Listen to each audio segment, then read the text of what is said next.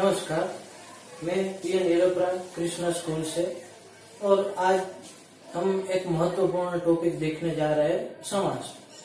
समास के बारे में देखें तो समास व्याकरण का एक ऐसा भाग है कि जिनके जरिए नए नए शब्द है उनका निर्माण होता है।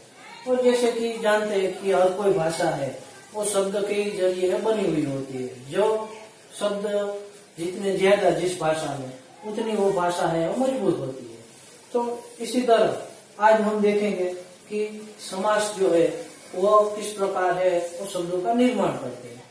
सबसे पहले देखें तो समास किसे कहेंगे कि दो या दो से अधिक शब्दों का अपने विभक्ति चिन्ह या तो अन्य प्रत्ययों को छोड़कर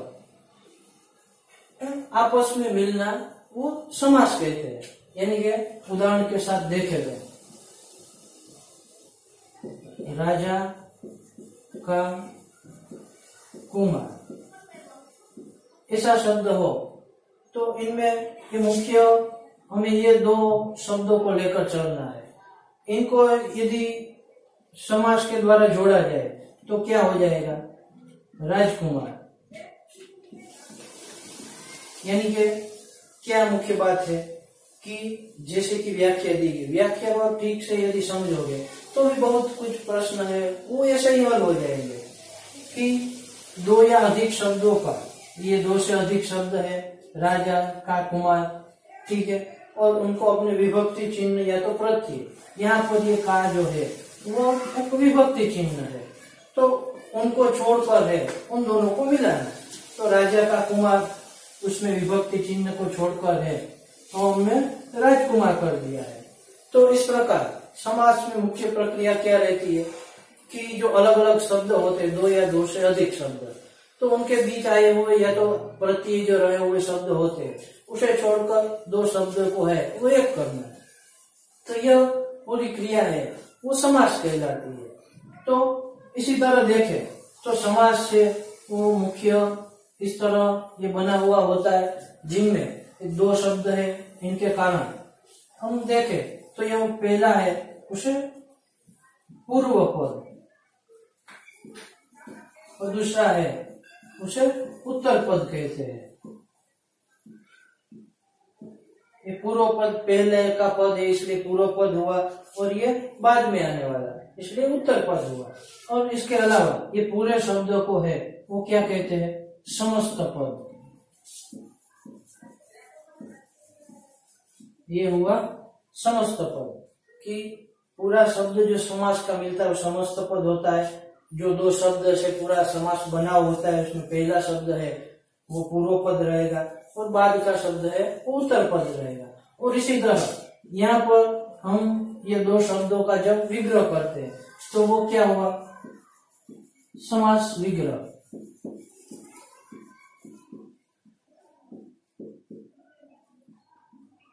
तो यह समास विग्रह कहा जाएगा। तो इसी तरह समास विग्रह है पूर्व पद, उत्तर पद और इसे लेकर समास के जो मुख्य प्रकार है उनकी हम बात करेंगे। हालांकि देखें तो 6 उनके प्रकार है वो रहेंगे, पर इसके पहले भी आप ये सारी जानकारी है वो नोट कर लो।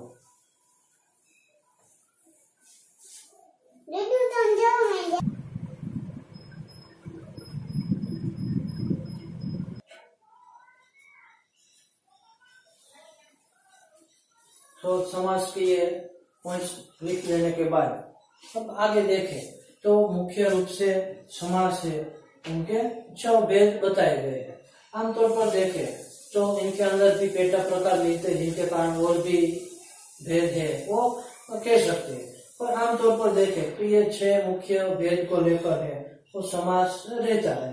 पहला कौन सा है, अव्ययी भाव, फिर द्विगु, द्वंद्व, कर्मधारय, बहुव्रीहि और तत्पुरुष। इस तरह से मुख्य ये 6 भेद है वो दिखाई गए।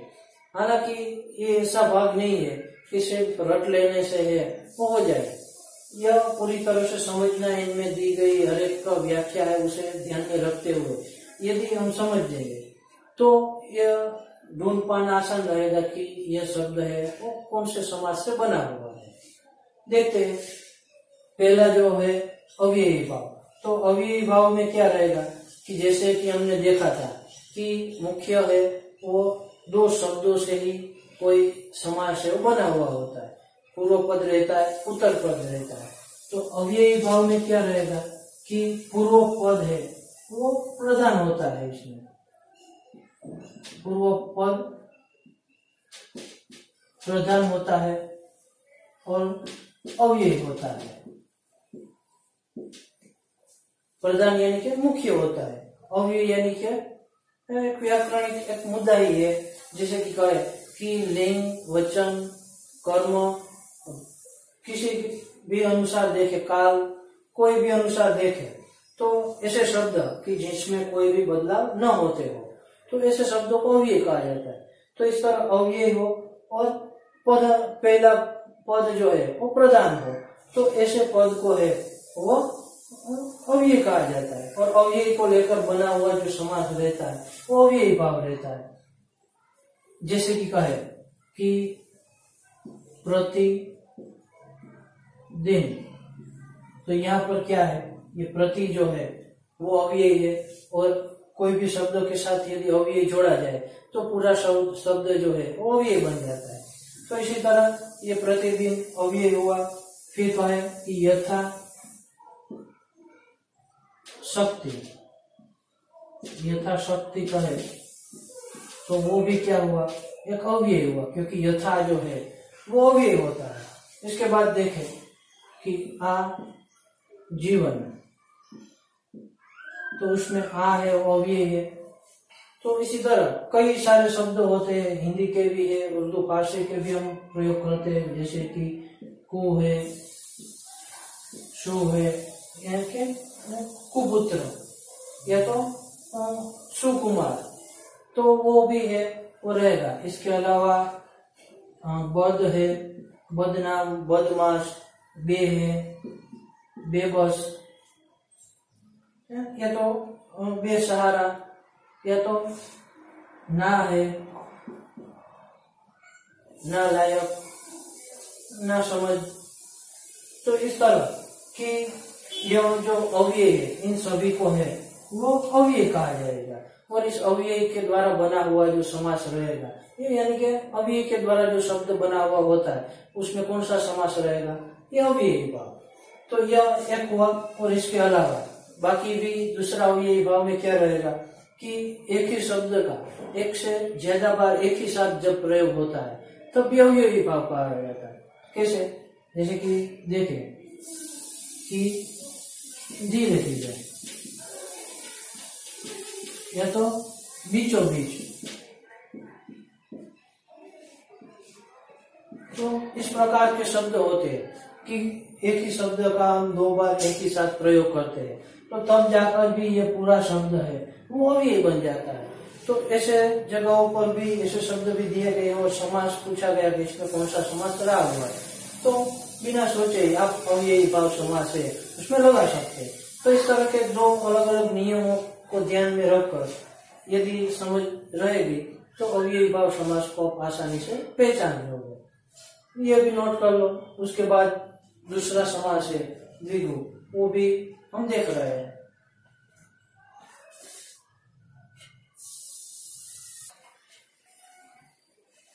आगे दूसरा समास जो है द्विगु, उसके बारे में देखें तो द्विगु का पूर्व पद है यानी कि पहले का पद है वो क्या रहेगा, एक संख्यावाची। ये तो क्या कह सकते हैं कि परिमाण वाचक विशेषण। परिमाण वाचक विशेषण रहता है या तो संख्यावाची होता है और साथ में समस्त पद जो है वो क्या रहेगा, एक पूरा समूह दर्शाता है। समस्त पद है वो पूरा समूह दिखाता है। पहला पद संख्या और पूरा पद जो बनेगा वो कोई क्या रहेगा, समूह बनेगा। तो इस तरह बना हुआ समास है और द्विगु रहेगा। जो कि देखे तो नवरात्रि, तो यह क्या है, नव यानी कि संख्या हुई, तो संख्या और रात्रि, तो देखे तो 9 रात्रियों का समूह। तो संख्या भी हुई और समूह भी हुआ, तो इस तरह ये संख्यावाची हुए। फिर कहे कि चौराहा, चौराहा, तो चौ यानी कि 4, वो भी संख्या दी है कि 4 राहों का समूह। या तो कहे कि तिरंगा, 3 रंगों का समूह, तो वहां पर भी ती यानी 3 दिया गया है। तो इस तरह कई सारे शब्द मिलते हैं। पंचामृत कहे, या तो पंचवटी कहे, या तो कई सारे त्रिफला कहे, त्रिकाल कहे, त्रिनेत्र कहे, 3 नेत्रों का समूह, इस तरह कई सारे शब्द मिलेंगे। और यदि हम यह व्याख्या के सहारे चलेंगे तो आसानी से हम समास को पहचान पाएंगे।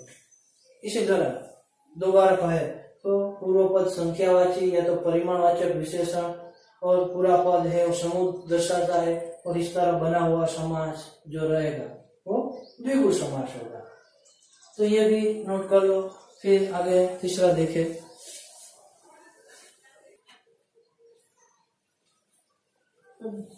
द्वंद्व समास की बात करें तो तीसरा हमारा प्रकार है वो देखे द्वंद्व। तो उसमें क्या रहेगा, दोनों पद है वो प्रधान रहेंगे, दोनों पद प्रधान, पूर्व पद उत्तर पद, दोनों पद इसमें समान आधार है और रखते हैं। और आमतौर पर उसमें क्या देखा जाता है कि एक दूसरे के विरोधी शब्द होंगे। द्वंद्व यानी क्या कि एक दूसरे से लड़ना झगड़ना। तो यहाँ पर हमें 2 शब्द जो मिलेंगे उनकी पहचान के लिए ये हमें बता रहा हूँ कि दोनों ही शब्द हो गए, वो कैसे हो गए, एक दूसरे के विरोधी शब्द हो गए। जैसे कहे कि माता पिता, हालांकि ये योजक चिन्ह रहेगा बीच में। फिर कहे कि भाई बहन, फिर इसके अलावा कहे कि ठंडा गर्म,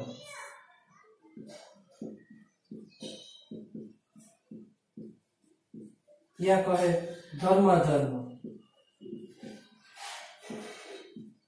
तो ये सारे शब्द है तो क्या हुए, यही द्वंद्व समास से बने हुए हैं। और इन सभी के बीच में हम क्या लगा सकते हैं कि और, या तो अथवा, या इस प्रकार के शब्द है वो मिलेगी। और अथवा या ऐसे शब्दों से जब हम 2 शब्दों का विग्रह करते हैं तो तब जाके जो समास बनेगा वो कौन सा रहेगा, द्वंद्व समास। तो यह भी पहचानना आसान है। हालांकि देखे तो उनके भी 3 अलग अलग प्रकार दिए गए हैं। इतरेतर द्वंद्व होता है, वैकल्पिक द्वंद्व होता है, और समाहार द्वंद्व होता है। तो भी उनके अंदर की बात पर मूल बात हम उनकी समझ ले तो ये प्रकार तो फिर आसानी से समझ में आ जाएंगे। तो ये भी आप नोट कर लो।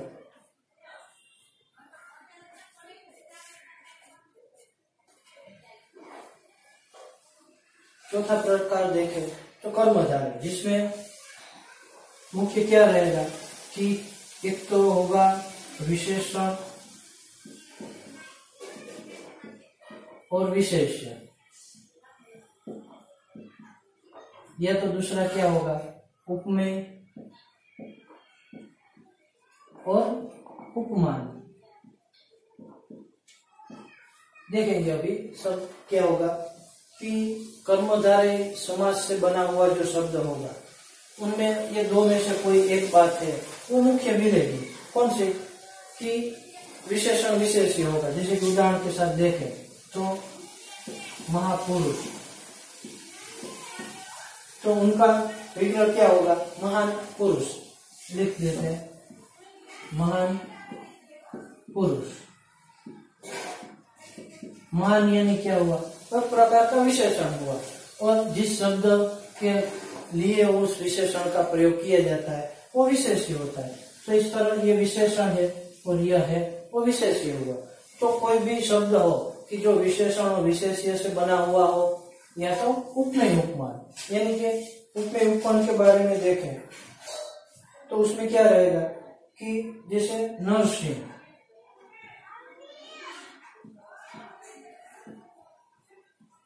तो उसमें देखें तो उनका विग्रह क्या होगा, नर रूपी सिंह। एक शब्द का दूसरे शब्द के साथ है वो जोड़ना, कि एक शब्द को उदाहरण के रूप में लेकर दूसरे शब्द के साथ यदि जोड़ा जाता है तब जाके वो क्या बन जाएगा, उपमेय और उपमान। उपमेय यानी जिसकी समानता बताई गई है और उपमान यानी कि जिसके साथ बताई गई है। तो इसी तरह यहाँ पर नर है उपमेय हुआ और सिंह है वो उपमान हुआ, क्योंकि नर के समान है वो सिंह कहा गया, उनके रूप वाले यानी उनके समान ही, तो ये उपमेय और उपमान कहा जाता है। और इस तरह नर सिंह, नर रूपी सिंह, तो उपमेय हो यानी कि जिसके समानता बताई गई हो और जिसके साथ बताई गई है, तो बताई गई हो उसके लिए उपमान, जिसके साथ बताई गई हो उनके लिए उपमान रहेगा। तो इस तरह कर्मधारय में मुख्य बात देखें तो विशेषण विशेष्य रहेगा और उपमेय उपमान रहेगा, दो में से कोई एक बात मिलेगी। तो आंखें बंद करके आप कर्मधारय समास है वो लिख सकते हो। तो इस तरह ये हमारा चौथा प्रकार कर्मधारय रहेगा। ये भी आप छोटा सा ही है, नोट कर लो, आसान रहेगी समझने में और हल करने में।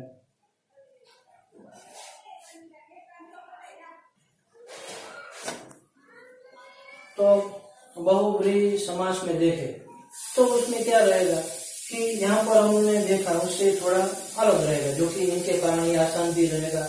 इसमें क्या रहेगा कि दिए गए दो पद जो होते हैं, पूर्व पद और उत्तर पद, ये उसमें मुख्य नहीं होते, उसमें से निकलने वाला तीसरा पद जो रहता है वो इसमें मुख्य रहता है। शॉर्ट में कहे तो तीसरा पद है वो प्रधान रहता है, मुख्य रहता है। जैसे कि कहे कि गजानन, ये गजानन है,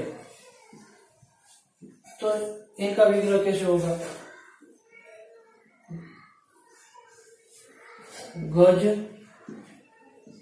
है आनंद जिसका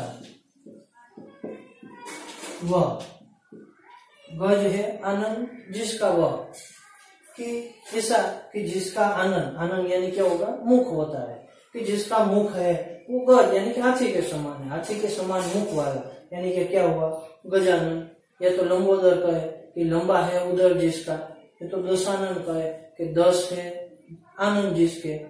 तो इस तरह मुख्य बात इसमें क्या रहेगी कि दिए गए दो पद होते हैं गज और आनंद, तो इन दोनों पद की बजाय यहाँ पर हम क्या अर्थ करेंगे, गणपति, गणेश वगैरह जो भी नाम ले, और गज के समान जो आनंद वाला है, गज जैसा जो आनंद है, उनके लिए यह शब्दों में प्रयोग किया गया है। जैसे कि कहे कि दशानन देखा, गजानन है, लंबोदर है, या तो पीताम्बर कहे कि पीत के समान ये अंबर रहा आला, तो कृष्ण के लिए होता है। या तो चतुर्भुज कहे कि 4 भुजा है जिसकी वह, तो ब्रह्मा के लिए प्रयोग किया जाता है। तो इस तरह इसमें मुख्य बात क्या रहती है कि दिए गए जो दो पद होते हैं उसके बजाय उसमें तीसरा पद है वो प्रधान रहता है। तो बहुब्रीहि समास हुआ और इसके बाद रहेगा हमारा अंतिम तत्पुरुष समास। इधर आप नोट कर लो।